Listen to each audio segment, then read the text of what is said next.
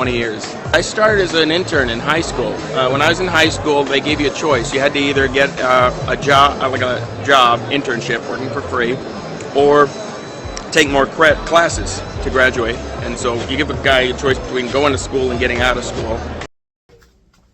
AKAPADers, I want to get right into this one. Kyle Baker, Dick Tracy. What might be the greatest comic book movie adaptation of all time. And over there, hello, is my drawing table. I want to bring all of you not to only look. We're just going to flip through it. Kyle Baker's Dick Tracy. But there's two preceding prestige format volumes that lead into the movie adaptation. And Kyle Baker, just know that name. Penciler, inker, and colorist. This guy is an absolute creative weapon and not on the lips and minds of enough comic book fans. Let's just go. I want to show you guys the Dick Tracy Kyle Baker.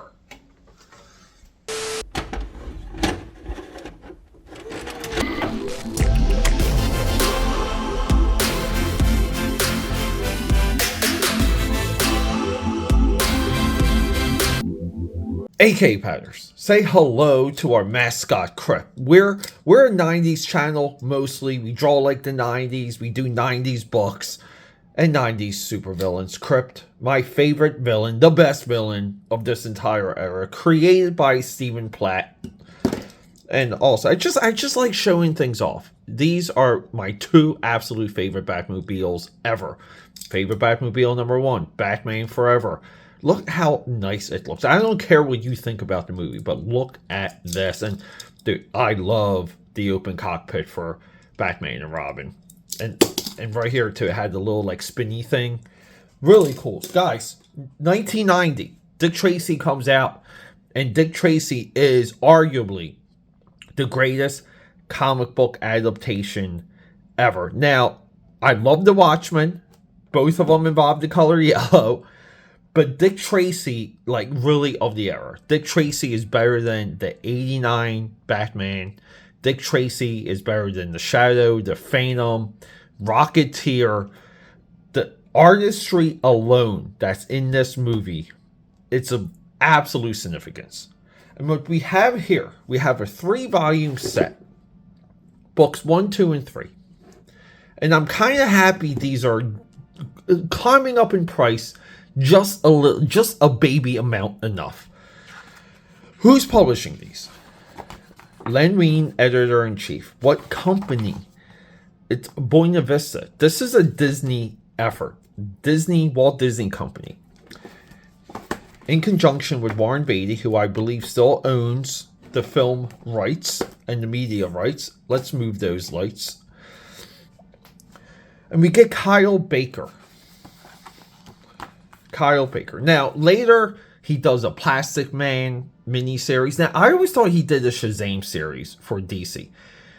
Whatever. But he does Plastic Man. And when he does Plastic Man, when he finally gets, like, true DC comic book work, it's around the time where the Wachowski brothers are long rumored to do a Plastic Man movie after The Matrix. It never comes to fruition. I think they get Speed Racer instead. I've heard nothing but good things about that script. Kyle Baker he's a Renaissance man. All around weapon. He's an animator, but here he's illustrator, letterer, and colorist. And we get 2 volumes, 2 separate stories that lead into the movie. See, the movie adaptation is 3 of 3. Isn't it, like, how wild is this? This is what I mean. Like, this has got to be. I used to say Walt Simonson's Alien was the greatest comic book adaptation of all time. Over here. I always have it on my bookshelf. Right here. Like, this is at one time what we call the greatest comic book adaptation. Because there's just like hints of Simonson. Like, he's drawing the movie, but the way his style resonates through this, like with effects like this sun here, it's astonishing. This is another effort. I know a lot of you want to say Al Williamson, Star Wars, and that's probably because some YouTuber told you to say that. 1932. Now, to get into a little bit of Kyle Baker, he also does this retcon backstory of Captain America, the serum, all of that for Marvel comic books. That miniseries, Captain America work, is called Truth. I believe it's like black, red, blue. What he does, the baseline for that series, ends up in Falcon and Winter Soldier for Disney Plus. Everything Kyle Baker has touched when it comes to printed comics, it resonated and carried on. This is a name that you guys are not familiar enough with. We see the animation, we see like the exaggerations, but we also see how he's coloring. Like, look at the cheeks here. And we really want to say all of this is happening on the page. I mean, like, I love this white background here. Like, there's just a lot of sensibility here. Like, the color arrangements. Look, we have 2 pages. We're in the city, and then we're like at a club with Lips mainless, right? The movie opens with him.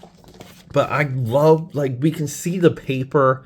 You see the white pastel coming through. So he does. I mean, like, this is a giant body of work, and he when he becomes a digital artist, I mean, look at him. Like, the likeness of Warren Beatty is there.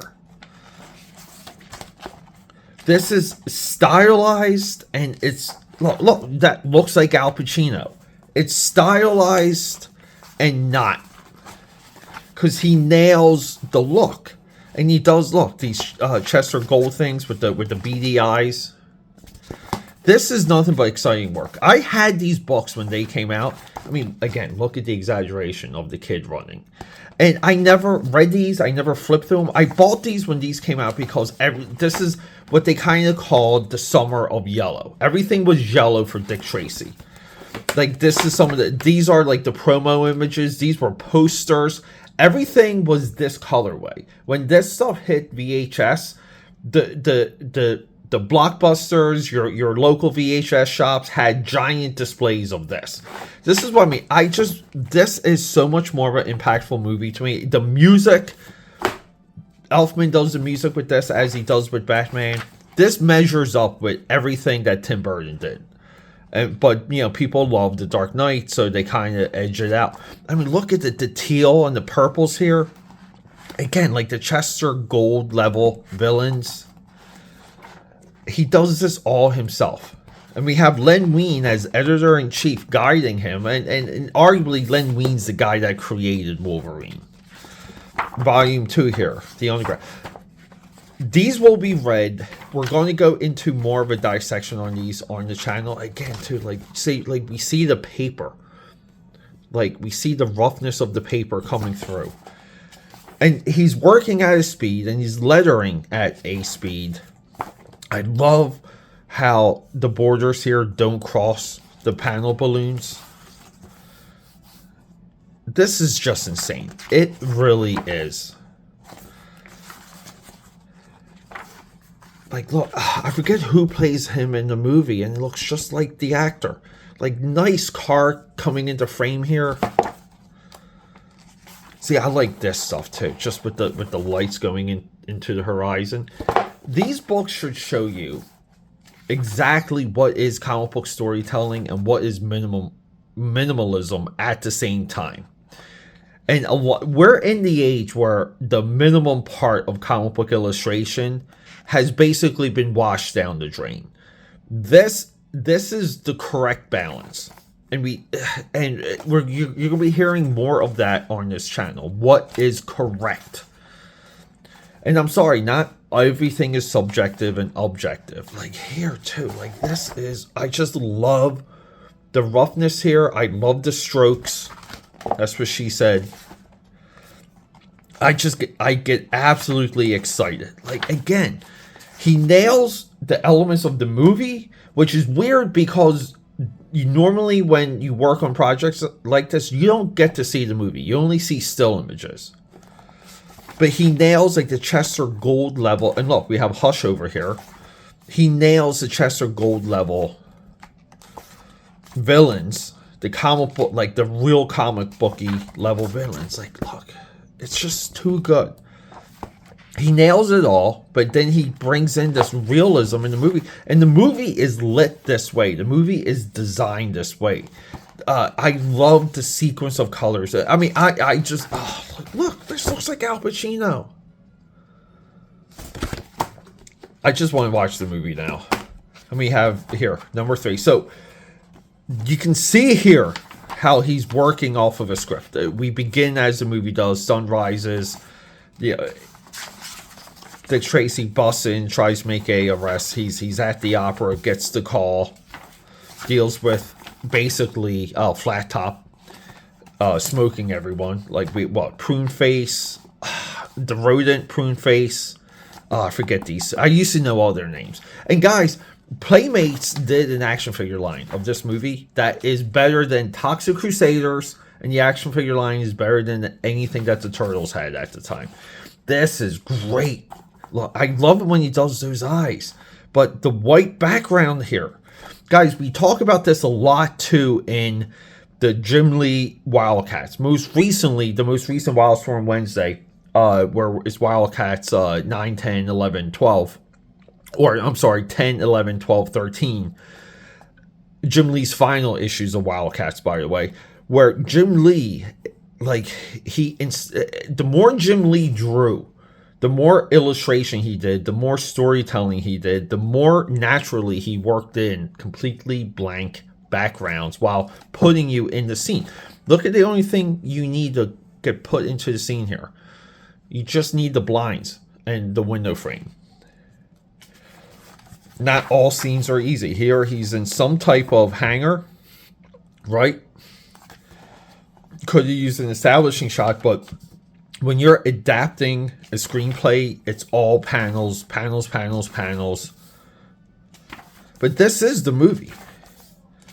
To think about this, in sequential months, you did 3 giant size books like this. Guys, if there ever was an AKAPAD effect, go out there, get yourself some Kyle Baker, Dick Tracy. It's a tour de force. At this point, I just have to say, this is the greatest movie adaptation and movie adaptation effort in history. Check it out. Get them while they're still cheap.